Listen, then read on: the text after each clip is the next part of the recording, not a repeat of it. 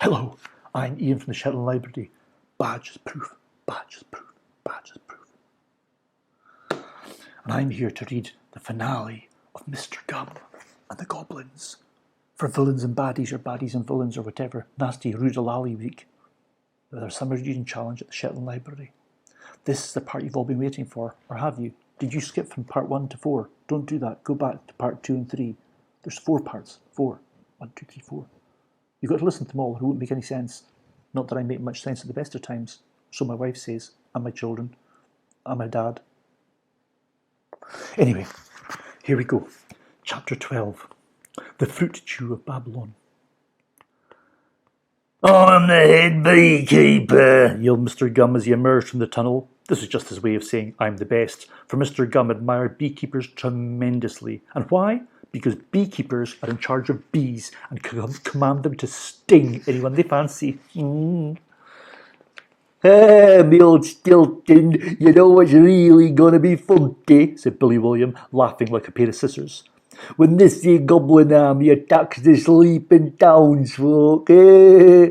Yeah, agreed Mr. Gum, chuckling as Yak Triangle pushed a bench into the duck pool. Splish.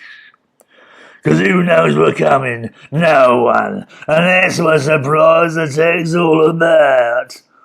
Wrong, said a pure, clear voice from above, and the villains looked up in amazement to see the heroes standing on the hillside, the sun gleaming behind them to prove that they were definitely the goodies.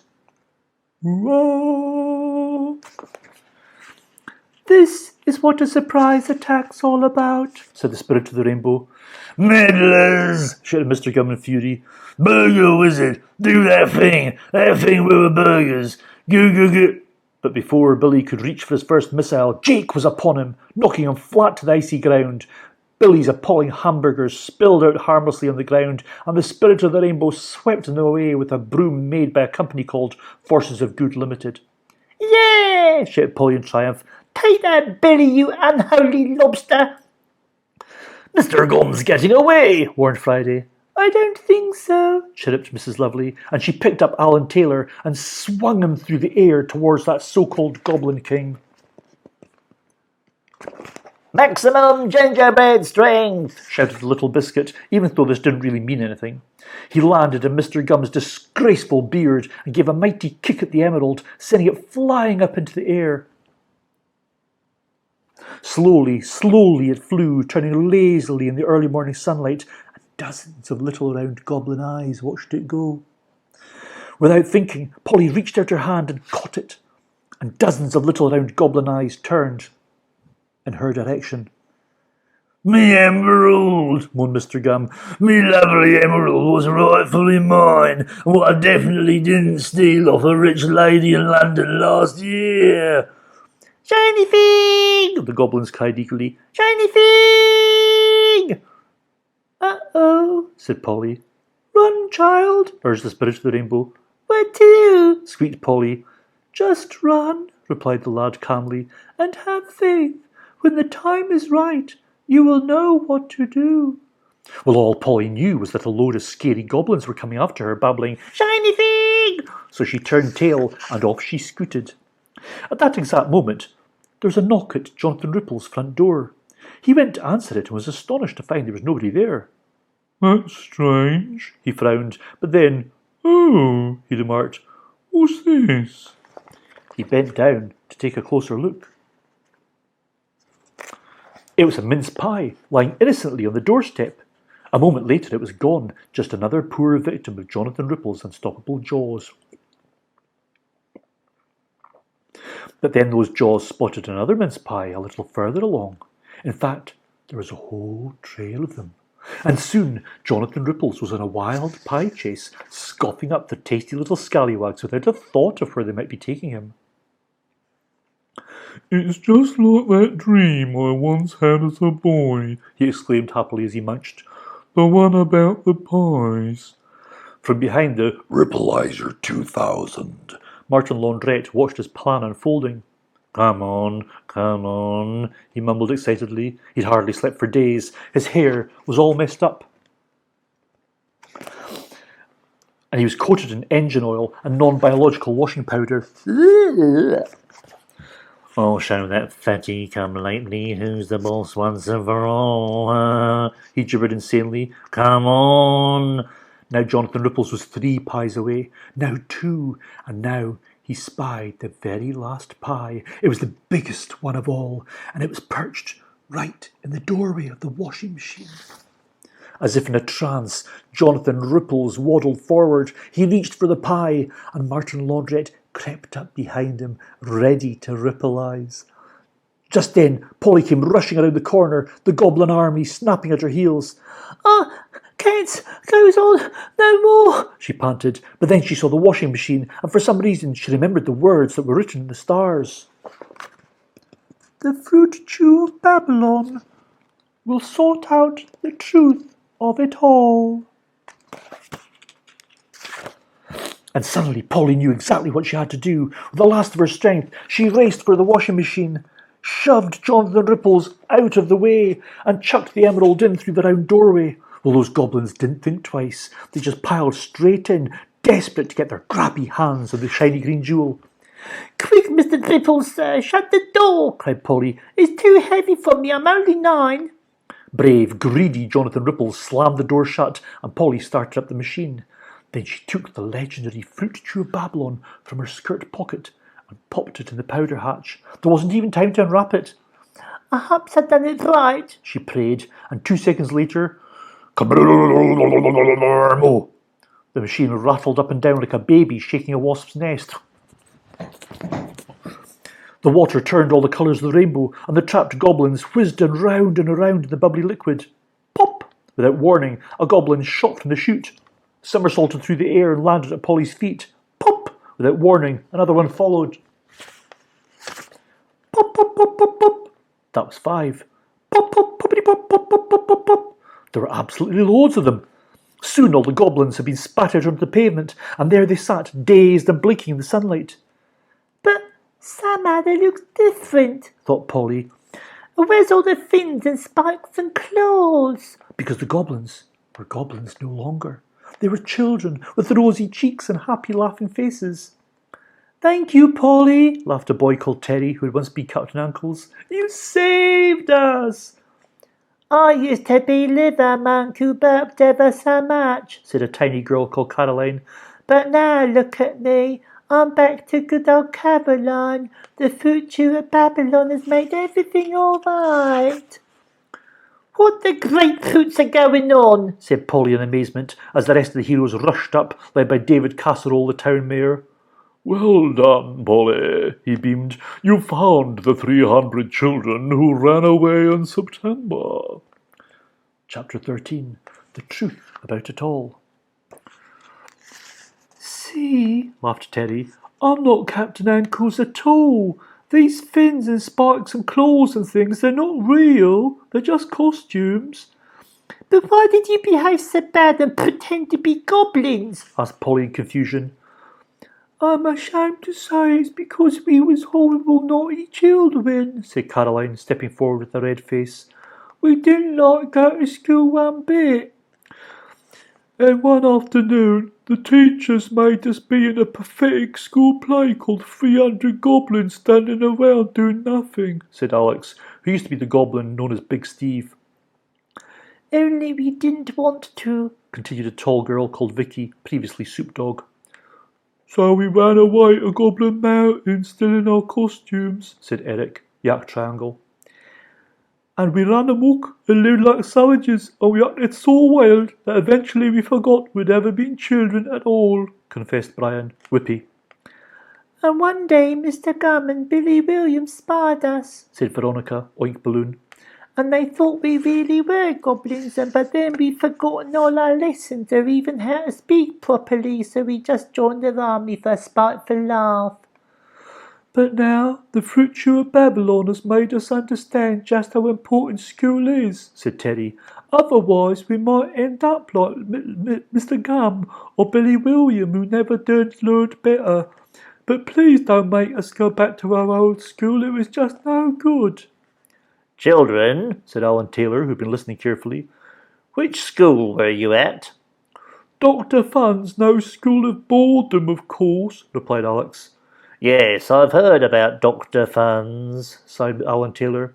They're very old-fashioned there, but at St. Pterodactyl's School for the Poor we believe in teaching children about the natural world and letting them do paintings about how they're really feeling inside. Oh, we'd like to go there ever so much, chorused the children. I'm sorry, said Alan Taylor sadly. There are no available places. The children's faces fell. Only joking, cried the gingerbread prankster, his electric muscles whirring merrily. Come with me. You will be my first ever pupils. And away he jigged up the hill, the children skipping happily after him. Look, children, Polly heard him say as they disappeared from view. That tall brown thing is known as a tree. After that, everyone congratulated everyone else, and all the townsfolk were full of joy and merriment. Well, nearly all of them. You were going to put me in that machine, weren't you? Said Jonathan Ripples, tapping Martin Laundrette on the shoulder with a chubby finger. Yes, I was, admitted Martin Laundrette, trying to look ashamed. But, now the fruit chewer Babylon has taught me the error of my ways. Forget it, Skinny, said Jonathan Ripples sternly. You were so getting sat on. Everything's back to normal, smiled Polly, looking on as Martin Laundrette was squashed into oblivion. But hold on, what about Mr. Gum and Billy? Don't you worry about them, said Friday, tapping his nose. I left them at Bolster's Hill. They promised to wait for me to come back with something to tie them up. And look, he said proudly, I just bought a nice strong rope. Why, Polly, whatever's wrong? Them two scruffers done tricked you, said Polly, shaking her head sadly. I bet you anything they've run off by now. Nonsense, said Friday confidently. They'll still be there. After all, Mr. Gum and Billy William are very trustworthy men. They, Oh, he said, realising he'd been fooled by master criminals. Oops. Never mind, Friday, said Polly. The important thing is, Lemonic Bibber's okay and it's time for a big pig blowout feast. So off they skipped to the town square to find the feast already underway, and what a turnout! Nearly everyone was there. Old Granny, the little girl called Peter, Marvellous Marvin, the retired wrestler, Beanie McLeany, who loved things that rhymed, was having a chat about a cat with a bloke in a hat, and Jake the dog was helping Mrs. Lovely to make sweets by licking up the bits that fell on the floor. When Mrs. Lovely's back was turned, he was helping by making bits fall on the floor on purpose. Because that's what dogs do. But where's the spirit of the rainbow? Said Polly, looking around. He should be here enjoying the show and showing everyone what a winner he is. That honest lad cares not for rewards and fame, little miss, nodded Friday wisely. And that is why he is the spirit of the rainbow instead of a snooker player or something. Oh, well, I'll tell you who did turn up, though. The rabbit from the mountainside. It hopped into Polly's skirt pocket, and there it sat for the rest of the day, drinking a carton of apple juice. Oh, and Alan Taylor came back down the hill with his new pupils, and they'd already done loads of amazing paintings showing how they really felt inside, and everyone clapped. Good work, children, said Alan Taylor, and he rewarded them all with tiny gold stars and 10 bonus Alan points each. And from Polly's skirt pocket, the rabbit watched the whole happy affair. All's well that ends well, its bright green eyes seemed to say. This is nice apple juice. And the laughter and the capering continued on, and none laughed louder or capered harder than Friday and Polly and her good friend Friday O'Leary. For though their legs were tired from their long journey, their hearts were bursting like joyful apricots to be back where they belonged. Look, Frides, exclaimed Polly at length. The snow's a melting and the sun's coming out proud as you please, and soon all the ice cream vans will come out of hibernation. I do believe you're right, said Friday. What an adventure it's been. Tell you what, he nodded, getting out his blue guitar.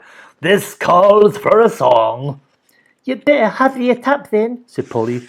I've got the feeling we're nearly out of time. Time, little miss, laughed Friday. Why, you got all the time in the end.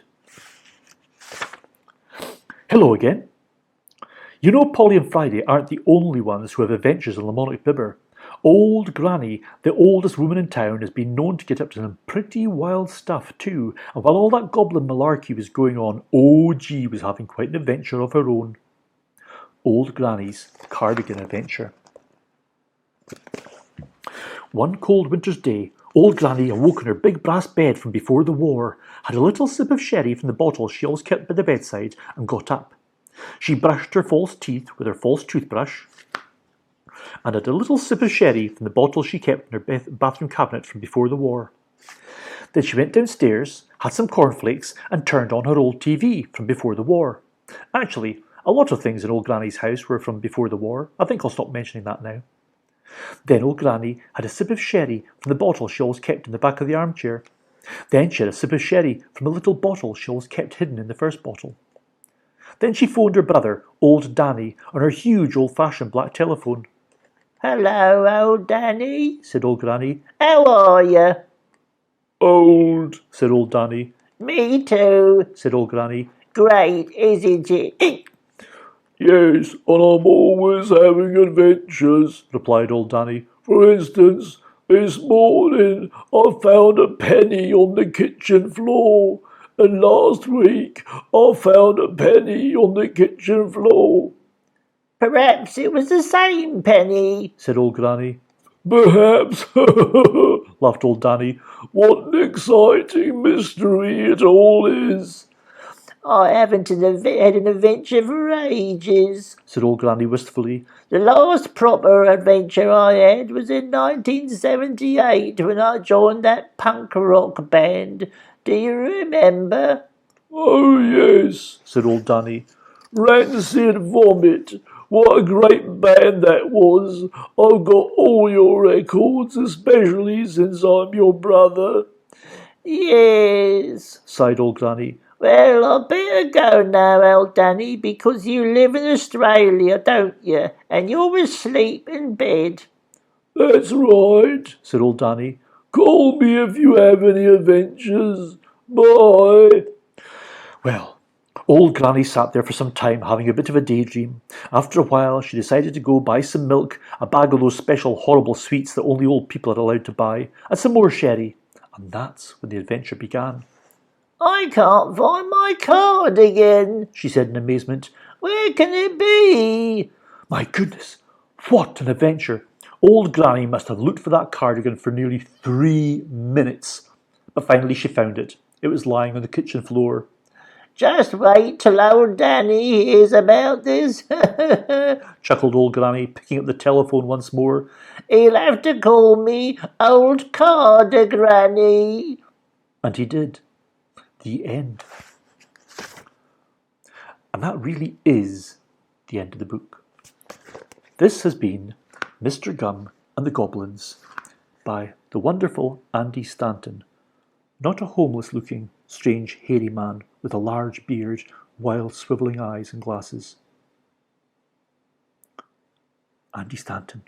You'll find his books at the Shetland Library. They're rather jolly good, and there's even more books there about baddies and villains, because wherever you find baddies and villains, you'll find heroes too, and heroes are the most important of all, because they tell us how we can really be good people if we try really hard. Or you can just be a bad villain. It's up to you. Only your mum might not like it. Anyway, I'm Iain from the Shetland Library. Badge and everything, see? And this has been Mr. Gum and the Goblins. Thank you for listening. Thank you for watching. Thank you for being there. Oh, you're gone. Okay. Doodle pip. Bye-bye. See you later. Maybe another time.